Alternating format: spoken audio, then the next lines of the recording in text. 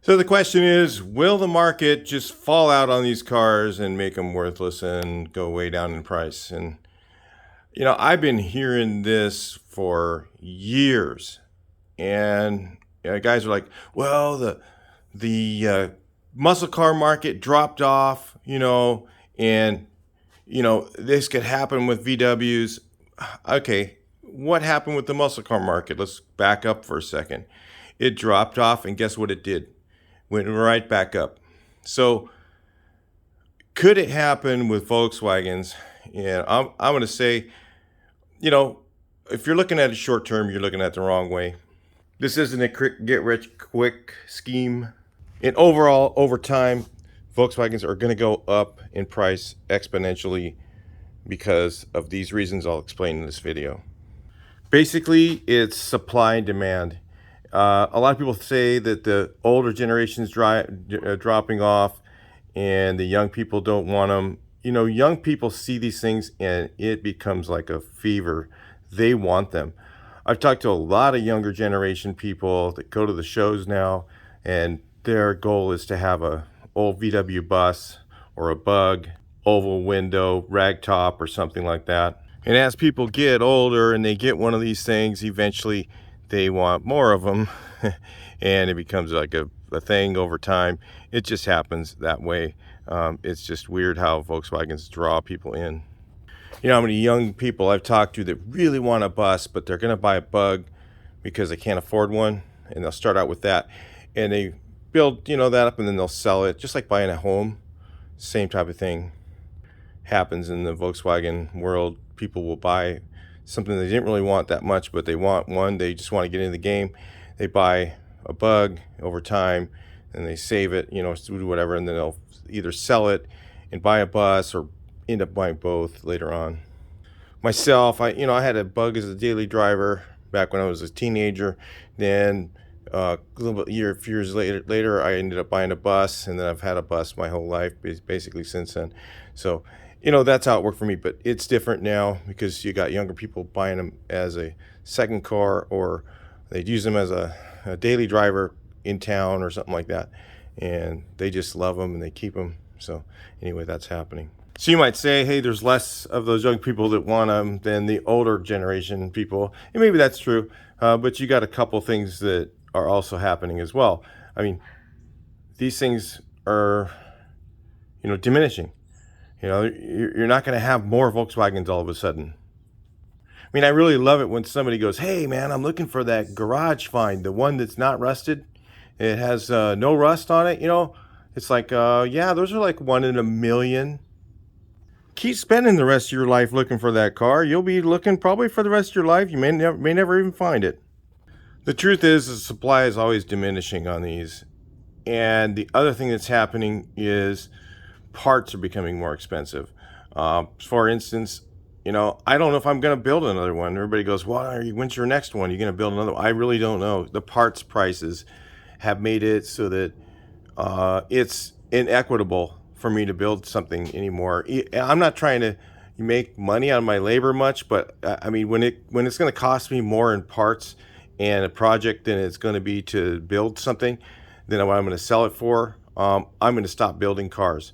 And I've done this before. And what happened is the price kept going up. It didn't stop going down. It'd go down. It wasn't like, oh, well, all of a sudden nobody wants them anymore. No, the demand is still there. And what happens is the price of them goes up. So this is what's happened in the past. And this has happened all the way back as far as I can remember. I've never seen over any period of time that was decent. So maybe in a 1 year, 2 year, 3 year period, they might have a drop in price. But it's kind of like buying stock. If you don't buy stock for a year, 6 months, or whatever. You're buying it for 10 years or something like that. And over a long period of time, these will go up in value. I'm certain of it. There's no doubt in my mind. For instance, I'll give you an example. These Safari windows went from, I remember, $500 back in about 2014. Then they went to $600. And now they're, I think, $1,200 for the same ones, the Wolfsburg or the Wolfgang ones that are good quality. They have some other cheap ones you can get, but a lot of the times the latches break and stuff like that, and the hinges are not very good. These ones here are pretty good quality, and they're getting really, really expensive. These pop-out windows are getting ridiculous. I was paying like $16 for these frames from a wholesale account, and now the same frame, we're not talking about the frame and the glass and the rubber, any of that stuff. We're talking about just the metal frame, unpainted, $125. You go to the swap meets, you see less and less things like these gel bars, the used ones, and things like that are just disappearing. If you want a good shaped fender for a Bug, what are they, about $1,000 right now? An original deck lid for one of the, oh my God, you don't even want to know how much one of these is. For the late model ovals, I've seen them $1,000. The early ovals, $2,000-$3,000 if it's an original one. They're just, the parts supply is diminishing, and this is what people go, well, all of a sudden that's going to go down. No, the supply is going down. It's not infinite. There's less and less of these available. Parts are becoming more expensive, and even the aftermarket parts are even getting more expensive, and the quality is getting down. So a lot of guys want the original parts on their car. You know, they want the original stuff, even if it's not as pretty as the aftermarket stuff they got. So if you're one of those guys that thinks the bottom of the market's just going to fall out of these things, really, you need to get off your high horse and realize it's not going to fall out. It might fall out for a year. It might fall out for 2 years. We're going to head into a recession time. It might get soft for a little while. I can say that if you hold it out, you'll probably, end up ahead in 5 or 6 years. So it's just a matter of supply and demand. When you got parts prices going up exponentially, you got car builders that are going to build less of them, like myself. I don't know, what I'm going to do, but I'm not, like a big money making car builder. The ones doing the car building are charging more and more labor. And so, for instance, let's go over that a little bit. Let's say the project market just died. Now that could happen. Projects, in my opinion, right now are overpriced. There's, a project bus, that's a restorable thing, $10,000. Let's just say you bought one and you got a deal. You got it for $6,000-$7,000, okay? And you took it to a restoration shop and you had it restored. I talked to Deutschland Metal, one of the best guys around, right? There's Deutschland. There's a bunch of places you can go to get it done. Lizard, some of those guys, and they do a good job. It depends on the price, what you want to pay for the quality you want. Let's say Deutschland does a really good job for the price, okay? He's backed up 2 or 3 years right now, all right? So you buy a project, you take it, and you get in line, you pay him money, you get in line, you leave the project to your house because you're not leaving it there. You wait, and then all of a sudden he goes, okay, bring it in. You bring it in, it's there another 2 years, okay? Or a year, well, maybe 6-8 months. He's pretty fast, but you get the thing all done. You're going to spend $70,000 to $80,000. Well, by the time he gets to your car, it might even be more because we have inflation. So you add that in, and parts prices keep going up. So all that stuff adds into it too. So let's say you bought it for $6,000, you put another $70,000 or $80,000 into it. Now you've got a really nice show car. Plus you're gonna put a new engine in it. You're gonna have a new transmission done for it probably, because it's gonna be super, super nice. You're not gonna just skimp on those areas when you did, spent that much money on the restoration. You're gonna be into a bus $120,000. So that number is not going to change. That number is not going to go down. People aren't going to start working for less money per hour. They're just not going to do it.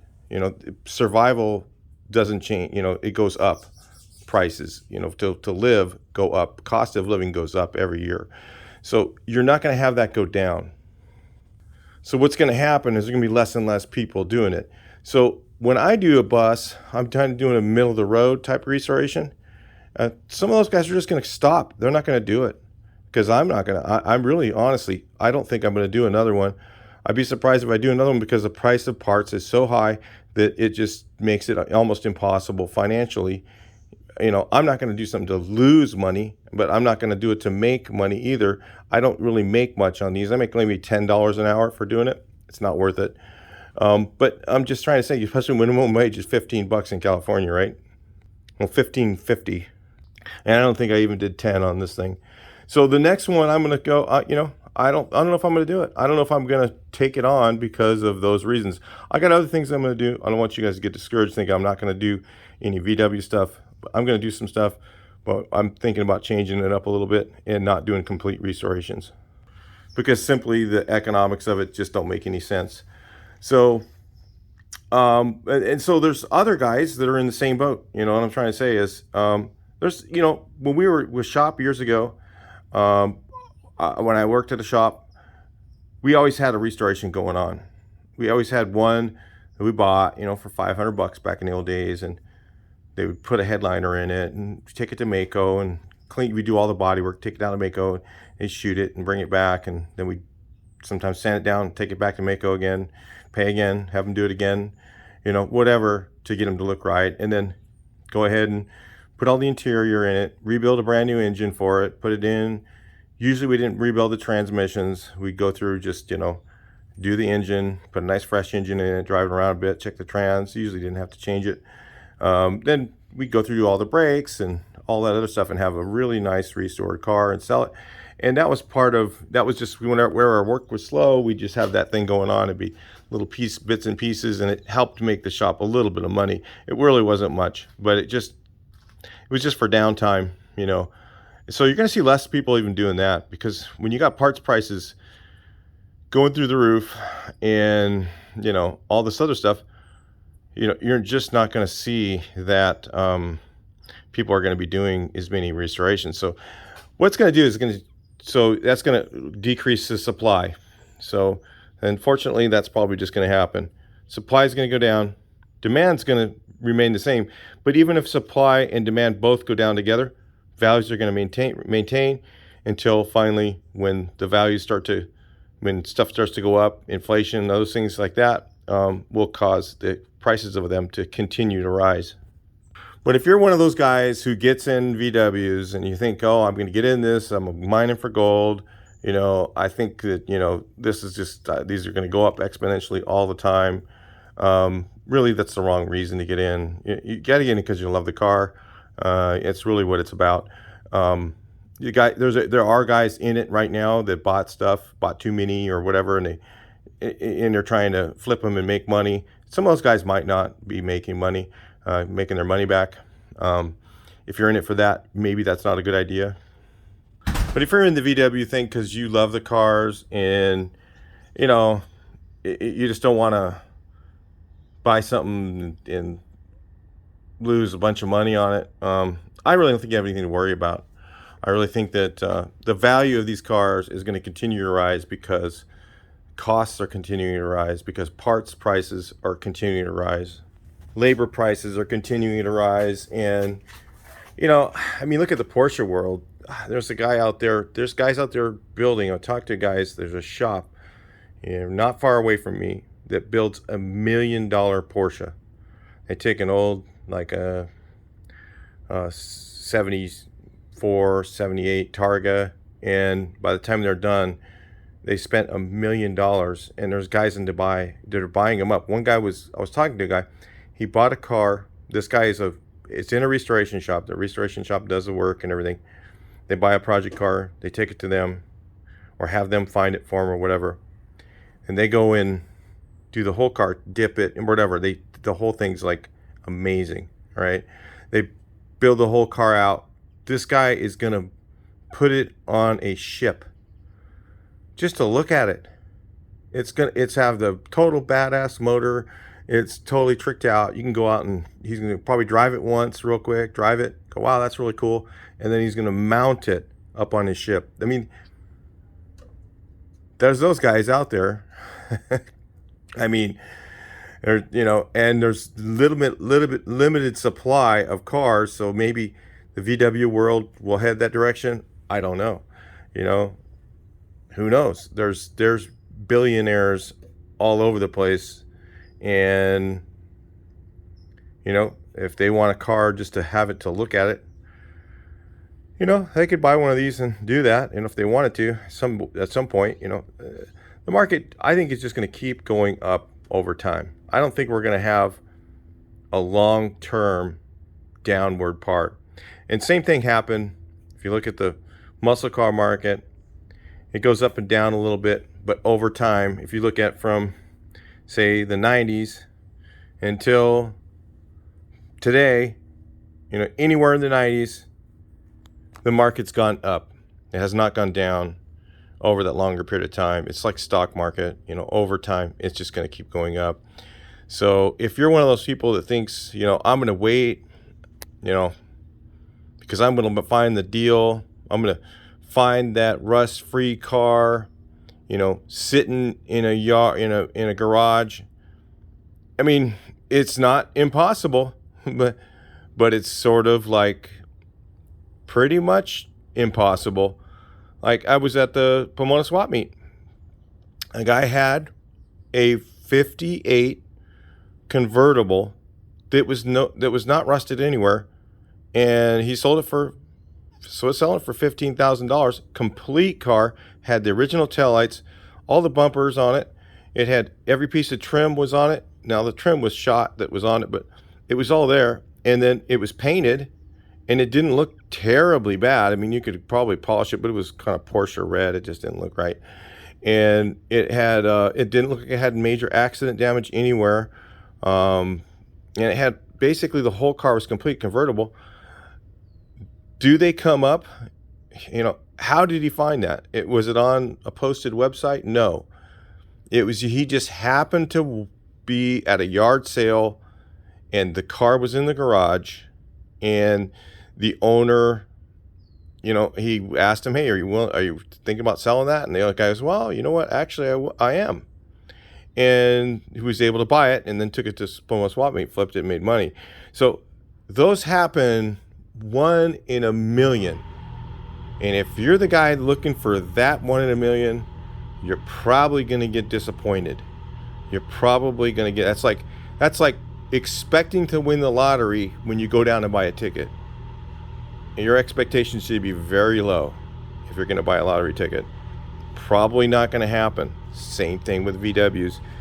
If you're looking for that super duper deal, you're probably not going to find it. I'm going to find a rust-free bus, and then I won't have to do too much restoration to it. It's like those are diminishing. There's very few of those around, and more than likely, you're going to have to, if you're going to buy a project and build it up, you're going to have a ton of money in it. You're going to have $20,000-$30,000 in metal if you do it all yourself, and plus the project price. So anyway, I decided I'd bring this up. I thought there's always a worry that the market's going to collapse on these, and honestly, I've heard this for years. I mean, I've heard this all the way back to the 2000s, early 2000s, and it has not happened. So if you all of a sudden think that it's going to happen now, when it's over a long period of time, it hasn't happened yet. Now, you might have a year or two, again, where it's going to drop, but we may be going heading there right now. We may be heading to for a year or two it'll drop. But if you wait over 5 years after that, you're probably going to be just fine. Practically, you're probably going to make a lot of money over time in the value of your car. Or if you're trying to buy one and you're thinking, hey, I'm going to get a deal or whatever. The thing is, if you see the car and it's there and it's a good price in the market right now and you can buy it and you want one, you better buy it, because you probably won't be able to later. It's probably going to be, the market's going to go somewhere where you don't think it's going to go on these. I think it's going to be exponentially slowly going up on these cars, and over time it's going to go up a lot faster than it does even now, because there's going to be less and less supply. I mean, when's the last time you saw a 54 project like this? And I just never saw one. That's why I had to buy it. And since I bought this, I even thought I paid too much for it.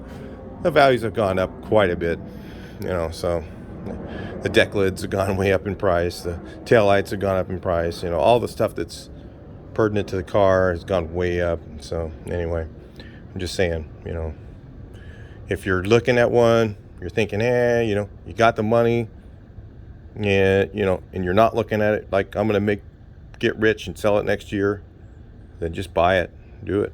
Don't wait. Don't think, oh yeah, I'm gonna find a better deal next year. You don't know if you're going to. You may not. So, because like I said, those ones that come out of the garage like that, they don't come out very often. So anyway, talk to you in the next one. Please like, share, and subscribe.